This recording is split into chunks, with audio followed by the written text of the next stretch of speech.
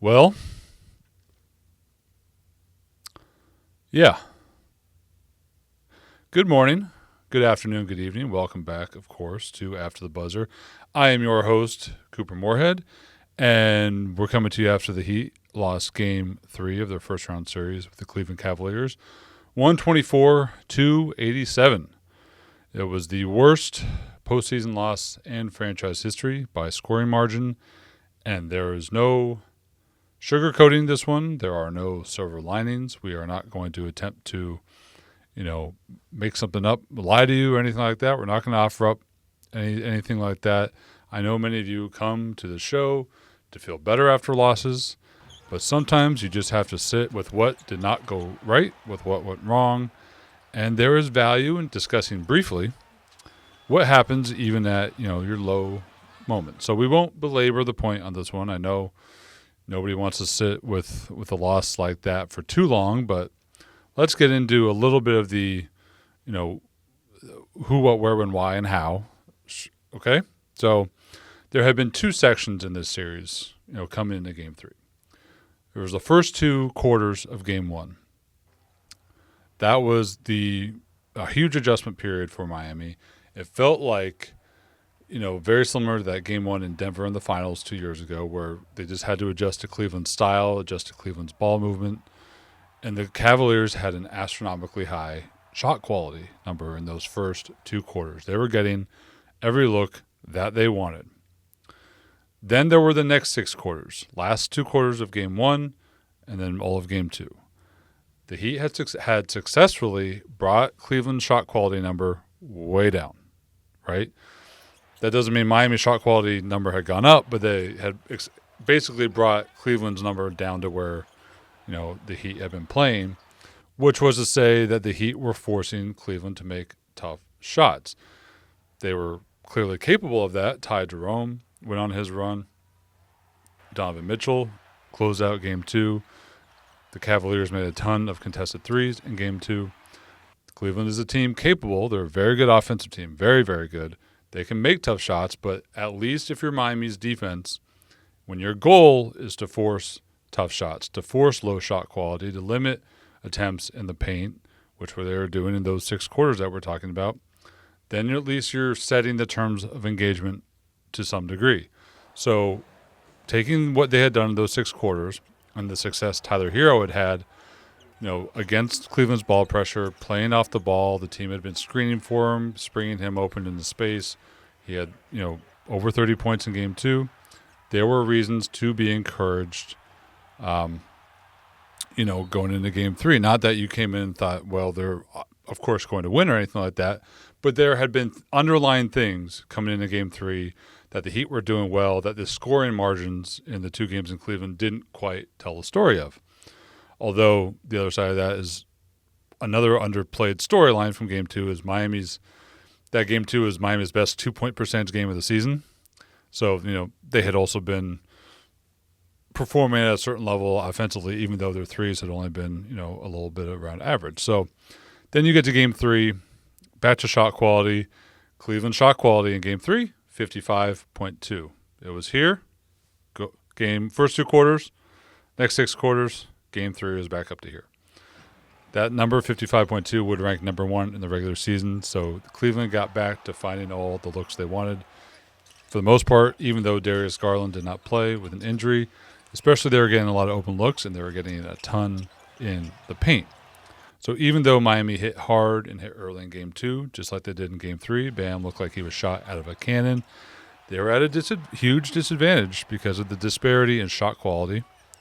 And then with a spike in turnovers and along with giving up some offensive rebounds to Cleveland, they were losing the possession game while also losing the shot quality game.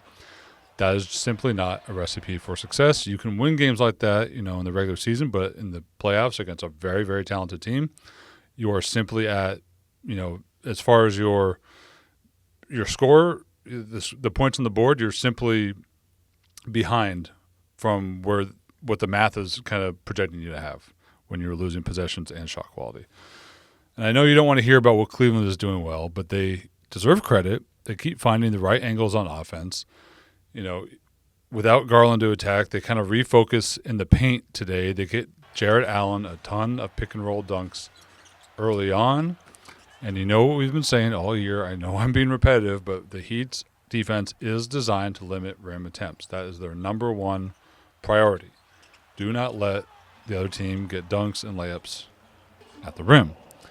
Well, you know, what happened in this one was Cleveland had 37 rim attempts, which is the most allowed by Miami in a playoff game in the last 6 years, and the previous high was 26.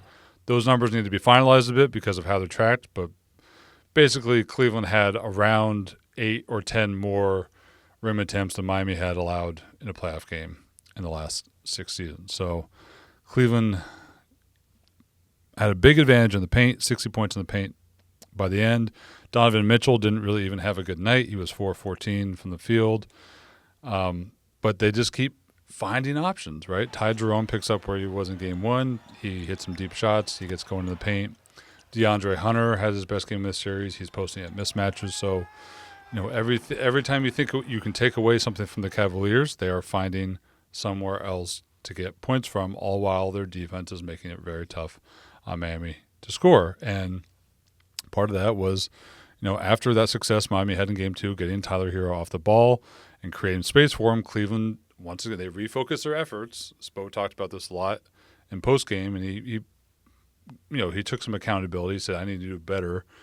And he specified Bam, Tyler, Andrew Wiggins, as the guys who needs to help to get them in better spots. But remember, Cleveland is doing everything they can, especially with Tyler, to get him out of his spots, to make his catches tough, to make his drives tough, to take away every bit of airspace that he has. They did a very good job of it tonight, because not only are they top blocking him on handoffs, not only are they face guarding him when the ball is one pass away, but they also have Jared Allen and Evan Mobley who can just switch a handoff or pick and roll whenever they need to and flatten out whatever action, you know, Miami is trying to do. So, you know, Spoelstra called it, it's not a box and one, but it's kind of a box and one within a man-to-man defense. It's a unique look, very, very focused on Tyler.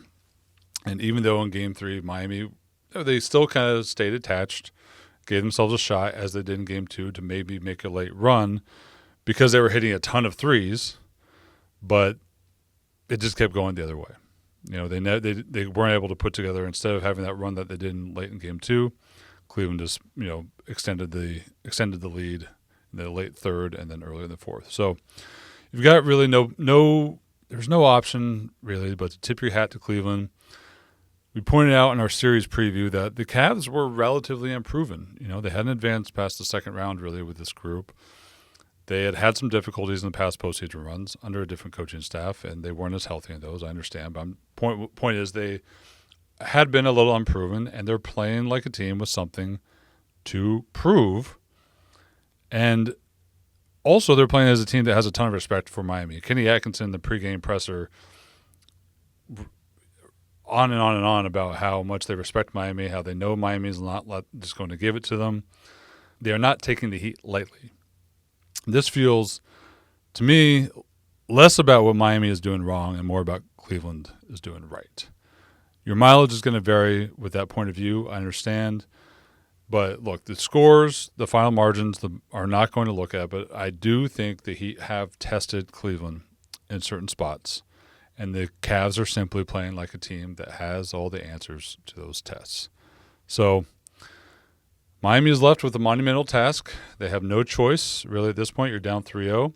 You either make history as the first team to come back down from 3-0, or you go home. Those are the only two options left. And that's what it is. But again, credit Cleveland. They were a great regular season team. They're playing like they have something to prove about being a great playoff team too. And Miami has, you know, their backs are up against the wall. But as we saw a couple years ago, you know, teams down 3-0 can force a game 7 in the blink of an eye if a few things go right. But until Monday, that's all for now. Thank you for joining me for After the Buzzer.